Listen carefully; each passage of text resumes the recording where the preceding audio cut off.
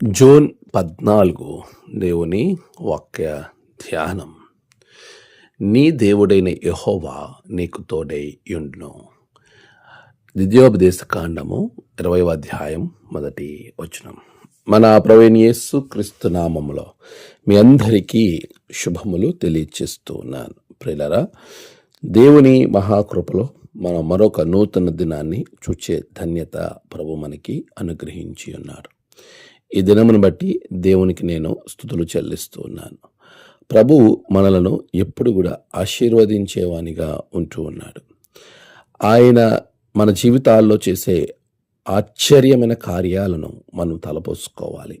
ఈరోజు ప్రత్యేకంగా ప్రభు ఇచ్చే వాగ్దానం, ఆయనే తోడుగా ఉండేటువంటి గొప్ప భాగ్యం. చాలాసార్లు మనకి ఏదైనా అవసరం ఉన్నప్పుడు, భయంగా ఉన్నప్పుడు, ఎక్కడికైనా వెళ్ళాల్సి వచ్చినప్పుడు, మనం ఎవరినైనా తోడు అడిగినప్పుడు కొన్ని సందర్భాలలో గమనించే వారు మనతో రాకుండా వారికి సంబంధించిన వారిని మనతో పంపుతారు. మనము వారుంటే ధైర్యంగా ఉంటుందని మనం వారిని ప్రాధాయపడతాం, అడుగుతాం. కానీ కొన్నిసార్లు వారు మనతో రాలేక, అయితే కుదరక, ఇంకా ఏవైనా కారణాలు కానీ మనకు వేరే వారిని తోడు పంపించినప్పుడు మనసులో ఒక రకమైన భయము, ఒక రకమైనటువంటి బెరుకు ఉంటూ ఉంటుంది. అరే, నేను అనుకున్న వారు నాతో ఉండుంటే బాగుండు అని. ఈరోజు ప్రియులారా, నువ్వు ఎవరిని అనుకుంటున్నా కూడా వారు నీతో రావచ్చు, రాకపోవచ్చు. కానీ ఇక్కడ ఒక అద్భుతమైనటువంటి దేవుడు నీకు ఒక మంచి అభయాన్ని ఇస్తున్నాడు.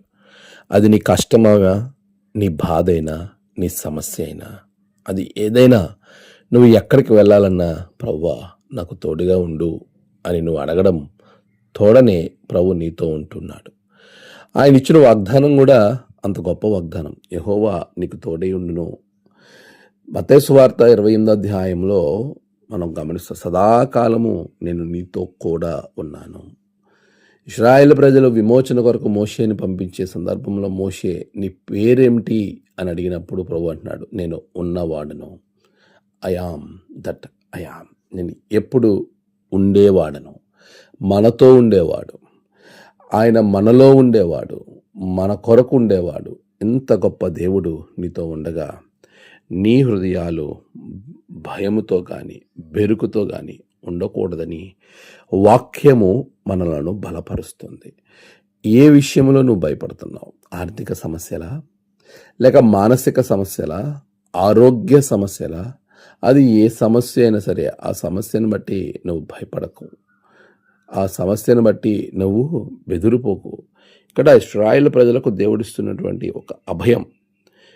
ఆ 20వ అధ్యాయంలో కింద భాగంలో మీరు చూస్తే, ఇశ్రాయేలీయులారా వినుడి, నేడు మీరు మీ శత్రువులతో యుద్ధము చేయుటకు సమీపించుచున్నారు. మీ హృదయములు జంకనీయకుడి, భయపడకుడి, వనకుడి, వారి ముఖము చూచి బెదరకుడి.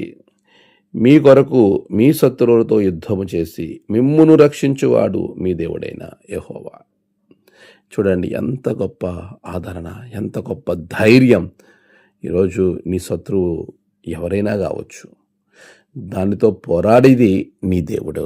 నువ్వు బెదరొద్దు, వణకొద్దు, జంకొద్దు. నీ హృదయంలో ఎలాంటి బెరుకు పెట్టుకోకు. నీ పరిస్థితులను ఆయన మీద వేయి, ఆయనే నీకు పరిష్కారము చూపిస్తాడు. అట్టి కృప దేవుడు మీకు దయచేయునుగాక. ఆమేన్. ప్రార్థన.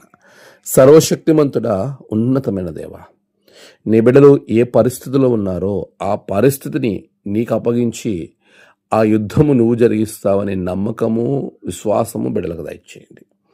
ఈరోజు వారి ప్రయాణాలు, పనులు, వాటన్నిటిలో జయము దయచేయండి. విశేషంగా నేడు జరుగు ఆరాధనలో మీరు తోడుగా ఉండండి, క్షేమము దయచేయండి. నేడు జన్మదినము, వహదినము, ఆయా విశేష దినములు జరుపుకున్న బిడ్డలను బహుగా దీవించండి. తమ ప్రియులను కోల్పోయిన వారు ఎవరైతే ఉంటున్నారో వారి కుటుంబాలలో దేవా నీ గొప్ప నెమ్మది దయచేయండి. ఈ దినమంతా నీ రక్షణ ఆనందంతో బిడలను నింపమని క్రీస్తు పేరట అడిగి వేడుకొంచున్నాం తండ్రి. ఆమేన్. తండ్రి, కుమార, పరిశుద్ధాత్మ త్రియేక దేవుని ఆశీర్వాదం మీకు తోడుగా ఉండి నడిపించునుగాక. ఆమేన్.